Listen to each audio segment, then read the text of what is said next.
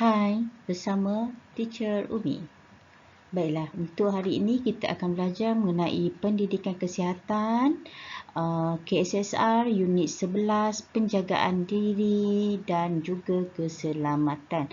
Baiklah, ini adalah tajuk pendidikan kesihatan bagi tahun 5, iaitu keselamatan. Jom!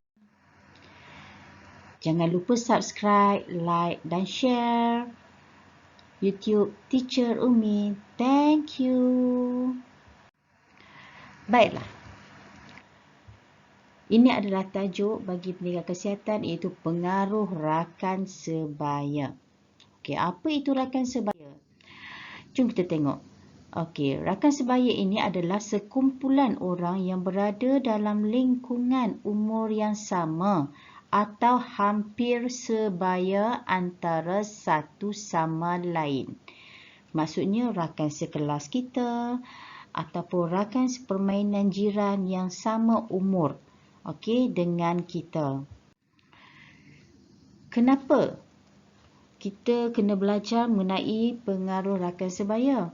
Kerana apabila kita ada rakan sebaya, ia akan mempengaruhi sikap dan juga akhlak remaja ataupun kita lah.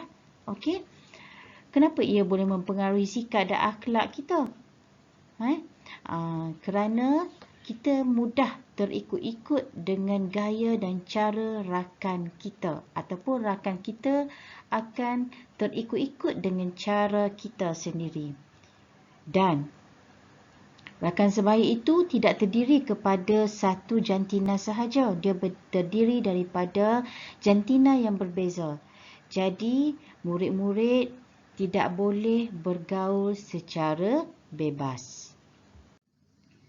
Baiklah, di dalam buku teks ada dinyatakan mengenai pengaruh positif rakan sebaya. Apakah itu pengaruh positif? Pengaruh positif maksudnya apa yang baik, apa yang pengaruh terhadap rakan itu pengaruh yang elok. Positif lah, maksudnya elok. Okey, yang pertama iaitu menghormati rakan. Kalau rakan kita sentiasa bercakap dengan kita dengan ayat-ayat yang baik, ayat-ayat yang sopan, kita juga akan mengikut cara kawan itu bercakap. Kemudian rajin belajar. Buat study sama-sama. Kemudian jujur. Jujur apa? Jujur terhadap rakan tersebut. Tidak menipu. Dan juga pengaruh positif yang lain ialah menepati masa. Apabila berjanji, masa akan ditepati. Baiklah, ini pula adalah pengaruh negatif rakan sebaya. Apa itu pengaruh negatif? Pengaruh negatif maksudnya perkara-perkara yang tidak elok dilakukan oleh rakan sebaya. Seeloknya kita tak boleh ikut. Okey, yang pertama apa dia? Yang pertama ialah membuli. Membuli orang yang lemah. Kawan ajak dalam satu grup ramai-ramai kan? Pergi buli orang yang lemah. Boleh ke? Tak boleh. Tak elok. Yang kedua, penyalahgunaan bahan inhalan.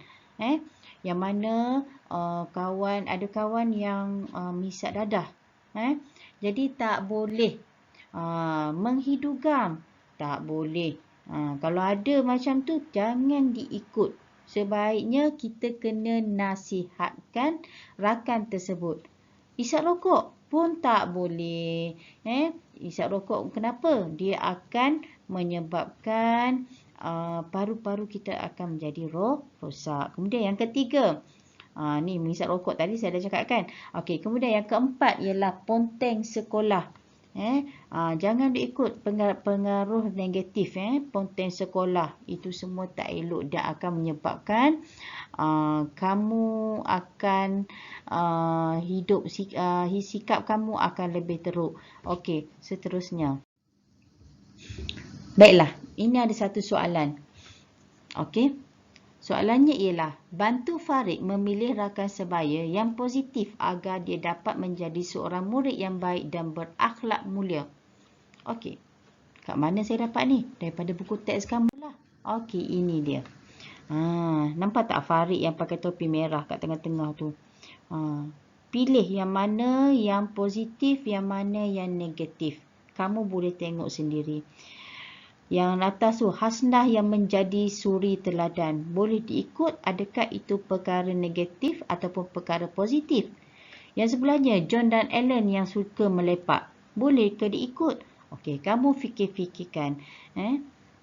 Kemudian, ikut yang positif, tinggalkan yang negatif. Barulah hidup kita akan lebih sempurna dan disukai oleh orang ramai. Dan bila kita sentiasa positif, kawan-kawan kita akan lagi ramai.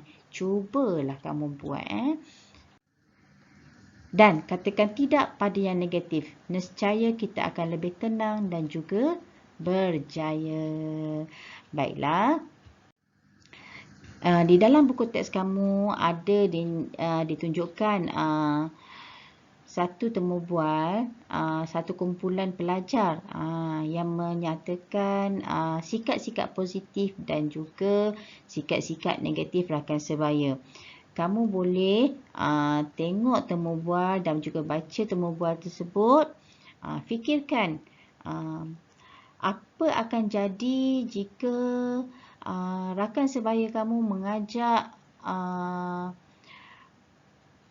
yang mempunyai pengaruh negatif, dan apa akan jadi jika kamu sentiasa positif. Okey, tengok pada temu bual tersebut.